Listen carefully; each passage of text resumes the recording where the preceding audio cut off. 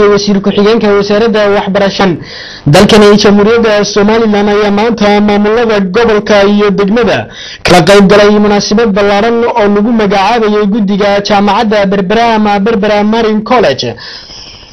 munaasabadaasi oo ay ka soo qayb galeen xildhibaano mas'uuliyiin iyo dadweyne fara badan oo daneynayay waxbarashada gobolka Saaxil ayaa waxaa halkaasi hadal ka soo jeediyay wasiirka wasaaradda qorsheynta qaranka Dr. Saad Cali Shire ayaa ka warramay marxaladihii kala duwan ee ay soo martay kulliyadani isagoo sheegay in guddiga iyo gudaha iyo dibadda